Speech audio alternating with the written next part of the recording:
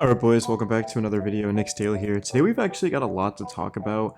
Our two rookies in Tyler Kolek and Pacome Dadier ended up signing deals, and it was extremely interesting because Kolek set an NBA record for the most guaranteed money ever by a second round pick, and then you have Dadier who ended up taking 80% of the rookie scale in year one. It is going to increase significantly, but this season it saves the Knicks about $904,000, which means that they're going to have more financial flexibility moving forward. Of course, this is a team that is trying to go out there and use that mid-level taxpayer exception on a center. It's about what, $5.3 million. So everything helps. Of course, you don't want to be in that second apron because then your future picks end up being frozen, and that's something that the Knicks don't want to do. They do want to add to this roster, they want to be competitive, they want to win now, but they also want to make sure that they're set for the future. Starting off with Dadier, he ended up signing for 1.8 million.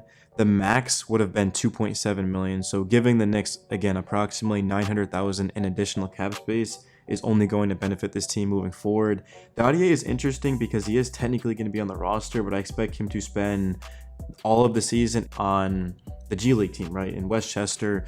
But Dadier, it's interesting because he's only 18 years old. He already has experience playing professional basketball in Europe, and he got better every month of the season. He's an incredible off-ball scorer who spaces the floor and can shoot the ball well at 6'8". He understands how to create offense, which is so crucial in the NBA. You don't see too many 6'8", 6'9" guys that can move without the ball, that are smart, that can shoot it, especially young guys, right? We're talking about a class that didn't have the best shooting, but that's one thing about Dadier is he can shoot the lights out of the basketball. He just needs to work more on his rebounding and his defense. He's a little bit raw, but the Knicks have all the time in the world because it wasn't like anyone at that point in the draft was going to come in and immediately star or immediately be even a key piece to the rotation. This was a developmental pick.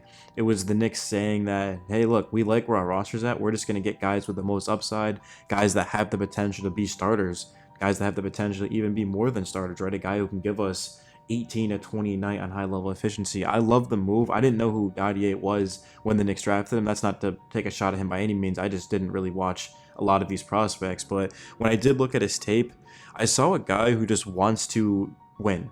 He wants to get better, and I think Kevin O'Connor of The Ringer said it best. Skilled shooter off the dribble. He's comfortable pulling up from mid-range, whether it's stopping on a dime or stepping back. If he extends his range, he could become a scoring machine. ESPN's Jonathan Giovanni complimented Dadier's toughness and efficiency while playing in a pro league against bigger, older players. Here's what Dadier had to say about his game. I think I'm really versatile, but I can also bring what a rookie needs to bring in a team, bring some energy, being able to grab a rebound and push the ball, but also knock down some shots.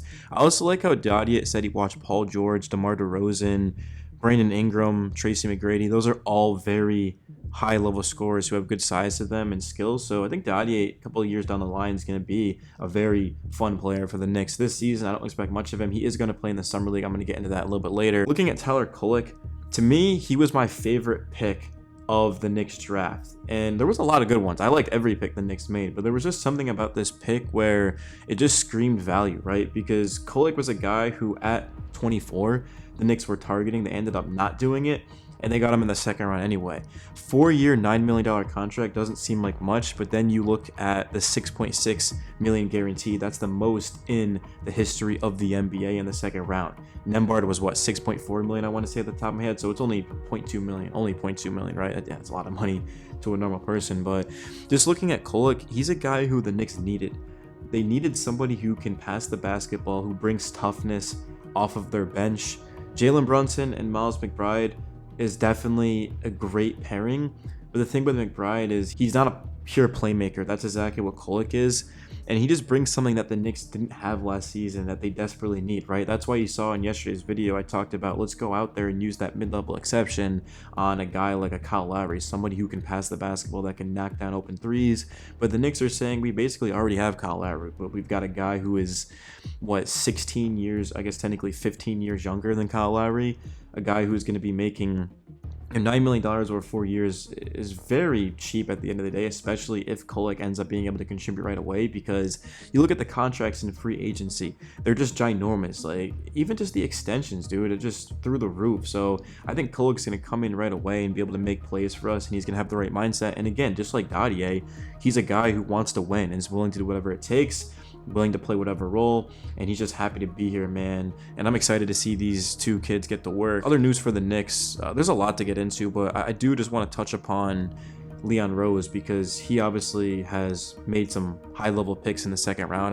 Technically Emmanuel Quickly was the first round, so was Quentin Grimes, but even at 25, to get Grimes, who was a huge piece for us last season, not this past season, but the year before that, as a starter.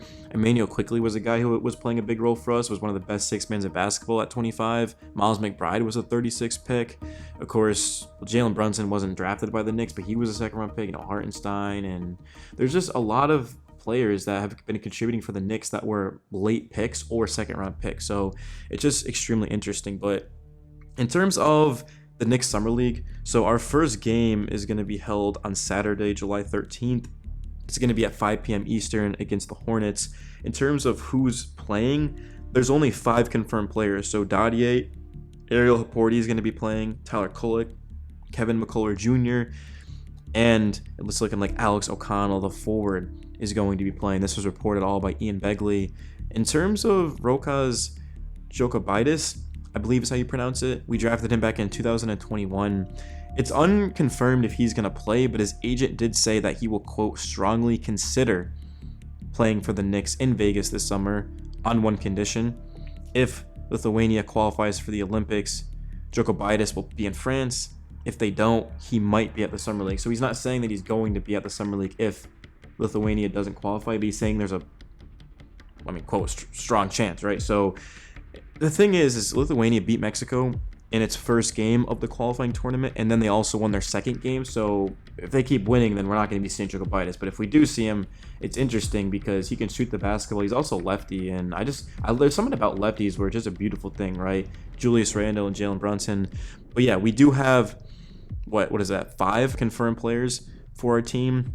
Saturday against the Hornets, Tuesday against the Nets. Both of those games will be nationally televised, and then we play Wednesday, Friday, and that's it. So those are our games. That's our schedule. It's going to be interesting too to see these rookies play, because I have a strong feeling that we're going to be seeing Tyler Kolek play some sort of role for the main roster, even as a rookie. And with Coach Tibbs is insane. You just don't really see young players being developed. But Kolek is that good and ready to go that I genuinely feel like we will. In terms of Dadier, I just feel like a lot of these guys, even if they perform well, aren't going to get a strong chance. But also, if Kolek doesn't perform well, then that's going to hurt his chances. So like the Summer League does matter. It's not everything, but it's just exciting because the Knicks are a win now team, all in, win a championship or bust. But just to see these Summer League guys compete and have fun, things like that, I think it's going to be awesome. But yeah, some other news, I'll save it for a different video because we're just kind of out of time at this point. But there is some other news. I'm going to react to Isaiah Hartenstein and what he had to say about leaving the Knicks. And I also want to talk about how one of our top coaches ended up leaving for the Cavs. But